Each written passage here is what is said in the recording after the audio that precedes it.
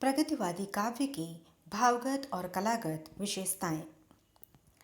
छायावाद के काल्पनिक और मंजिल लोक की निरर्थकता और निस्सारता का अनुभव कर कवि पुनः भौतिक धरातल पर उतरे। कवि मन की इस प्रतिक्रिया पर तत्कालीन युग का भी प्रबल प्रभाव पड़ा। उस समय सर्वत्र समाजवाद का उद्घोष हो रहा था। भारतीय स्वतंत्रता के तीव्र होते आंदोलन के अनुपात में ब्रिटिश शासन का दमन चक्र भी भीषण होता जा रहा था, जिसके कारण देश की आर्थिक और सामाजिक दशा द्रुत गति से बिगड़ती जा रही थी। सन 1938-39 ईस्वी के आसपास इसी यथार्थ पर आधारित काव्यधारा प्रगतिवाद प्रवर्तित हुई। इसका मूलाधार मार्क्सवाद है, जिसका उद्देश्य वर्गहीन समाज का निर्माण है, अर्थात ऐसा समाज जहाँ न शोषक हो और न ही शोषित। निराला, अज्ञेय, त्रिलोचन, केदारनाथ अग्रवाल, शिवमंगल सिंह सुमन, पंत, रांगेय राघव, रामविलास शर्मा, नागार्जुन आदि इस धारा के प्रमुख कवि रहे हैं। इनके द्वारा रचित काव्य की प्रमुख विशेषताएं इस प्रकार हैं। नंबर 1, रूढ़ी विरोध। प्रगतिवादी कवि रूढ़ियों का कट्टर विरोधी है। वे रूढ़ियां चाहे सामाजिक हों या आध्यात्मिक। कवि धर्म को अफीम मानता है और ईश्वर, धर्म, परलोक, भाग्य आदि के विरुद्ध उद्घोष करते हुए मनुष्य को ही इस सृष्टि का ईश्वर मानता है। मनुज प्रेम से जहाँ रह सके मानव ईश्वर, और कौन सा स्वर्ग चाहिए तुझे धरा पर। नंबर 2, शोषितों का करुण गान। प्रगतिवादी कवियों की शोषितों के प्रति अपार सहानुभूति है। उन्होंने शोषितों की करुण दशाओं का मार्मिक वर्णन किया है। भिक्षुक का हृदय विदारक चित्रण करते हुए निराला लिखते हैं, पेट पीठ दोनों मिलकर हैं एक, चल रहा लकुटिया टेक, मुट्ठी भर दाने को भूख मिटाने को, मुँह फटी पुरानी झोली का फैलाता, दो टूक कलेजे के करता, पछताता पथ पर आता। मजदूर सुख के सब उपकरणों का सृष्टा है, पर वह स्वयं उससे वंचित है। ओ मजदूर, तू ही सब चीज़ों का करता, तू ही सब चीज़ों से दूर। नंबर 3, शोषकों के प्रति घृणा व रोष। प्रगतिवादी कवि शोषकों को सामाजिक विशृंखलता के लिए उत्तरदायी मानते हुए उनके प्रति अपार घृणा और आक्रोश प्रदर्शित करता है।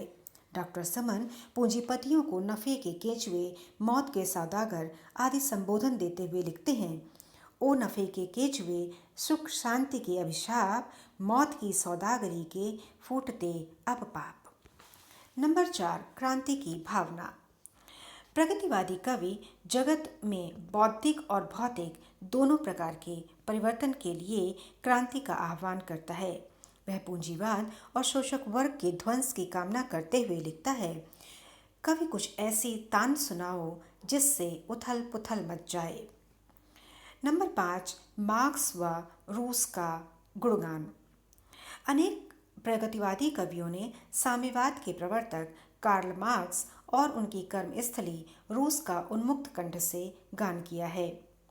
साम्यवाद के साथ स्वर्ण युग कर्ता मधुर पदार्पण, मुक्त निखिल मानवता करती मानव का अभिवादन। नंबर 6, नारी के प्रति दृष्टिकोण। प्रगतिवादी प्रेम के क्षेत्र में मुख्यतः फ्रायड से प्रभावित है। कवि प्रेम और वासना को स्वाभाविक मानते हुए कहता है, धिक रे मनुष्य, तुम स्वच्छ स्वस्थ निश्चल चुंबन अंकित कर सकते नहीं प्रिया के अधरों पर। एक और नारी के शारीरिक सौंदर्य पर अधिक आसक्त प्रगतिवादी काव्य में कहीं कहीं अश्लीलता आ गई है, तो दूसरी ओर कवि नारी के सामाजिक महत्व को स्वीकार करके उसके यथोचित अधिकारों के लिए उद्घोष करता है। योनि नहीं है रे नारी, वह भी मानवीय प्रतिष्ठित, उसे पूर्ण स्वाधीन करो, वह रहे न नर पर अवसित। नंबर 7, यथार्थवादिता। प्रगतिवादी कवि यथार्थ में आस्था रखता है। उसके काव्य में जगजीवन का संस्पर्श है, एक आम आदमी की आवाज़ है।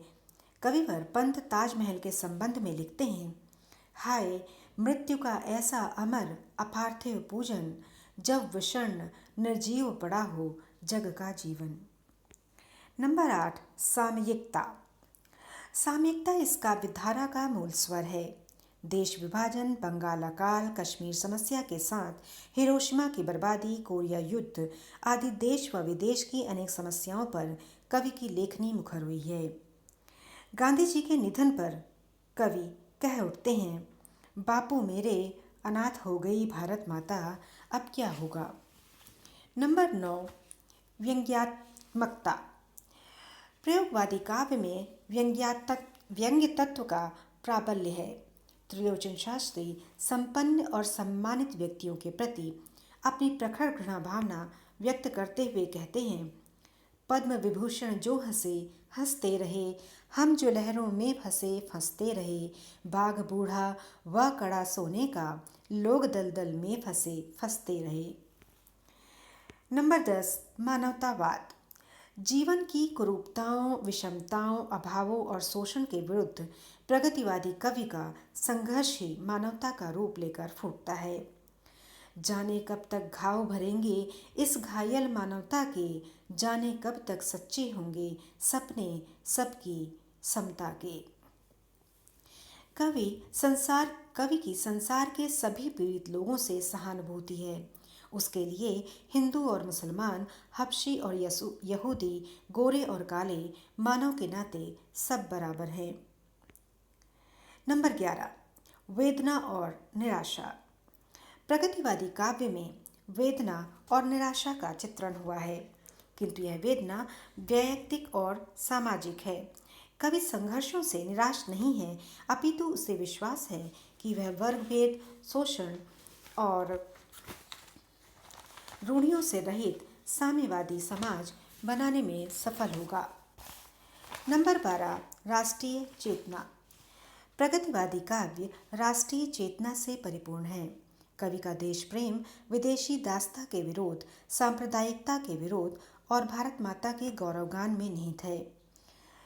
सन 1942 के क्रांतिकारियों की प्रशंसा करते हुए रामविलास शर्मा कहते हैं, यह शक्ति किसमें बंद रखे सैनिकों को, सन 42 के तरुण बलिदानियों को। श्री नागार्जुन भारत माता के प्रति असीम श्रद्धा प्रकट करते हुए कहते हैं, देवी तुम्हारी वसुंधरा का बित्ता बित्ता रत्नाकर है, जनयुग का यह रिक्त हस्त कवि, देवी तुम्हारे लिए आज निज शीश झुकाता। नंबर 13, कलागत विशेषताएं। प्रयोगवादी कवि ने भाव पक्ष की तुलना में कला पक्ष पर कम चिंतन किया है। प्रयोगवादी काव्य की कलागत सर्वप्रमुख विशेषता भाषा का सरल प्रयोग है। कवि ने अपने कथ्य को ऐसी सरल भाषा में व्यक्त किया है जो न तो अलंकारों के सौंदर्य से लदी हुई है, न क्लिष्ट शब्द योजना से संगठित है और न जिसमें कल्पना की गहराइयाँ हैं। केदारनाथ अग्रवाल द्वारा ग्राम की दयनीय दशा का सरल और बोधगम्य भाषा में चित्रण द्रष्टव्य है। सड़े धूल की गोबर की बदबू से दबकर महक जिंदगी के गुलाब की मर जाती है। रार क्रोध तकरार द्वेष से दुख से कातर, आज ग्राम की दुर्बल धरती घबराती है। अलंकार के क्षेत्र में इन्होंने रूढ़ उपमानों का परित्याग करके नवीन रूपक, उपमान एवं प्रतीक प्रस्तुत किए। छंद के क्षेत्र में मुक्तक और आतुकांत छंदों के साथ इन्होंने गीतों और लोकगीतों की शैली का भी प्रयोग किया है, किंतु इनमें संगीतात्मकता की मात्रा कम है। इस प्रकार प्रगतिवादी काव्य एक सिद्धांत विशेष के प्रचार में सन्निध है। वह मूलतः मजदूरों की समर्थक और पूंजीवादियों की विरोधी है। प्रचार के इस एक ही पक्ष को ग्रहण करने व अतिशय बौद्धिकता के कारण इस काव्य धारा का ह्रास भी हुआ है। इसके बावजूद काव्य को यथार्थ धरातल पर उतारकर समाज और काव्य का अविच्छिन्न संबंध स्थापित करने की दृष्टि से प्रगतिवाद के योगदान को अस्वीकार नहीं किया जा सकता। वस्तुतः केवल यही एक प्रवृत्ति इसके महान महत्व की प्रतिष्ठा के लिए पर्याप्त है।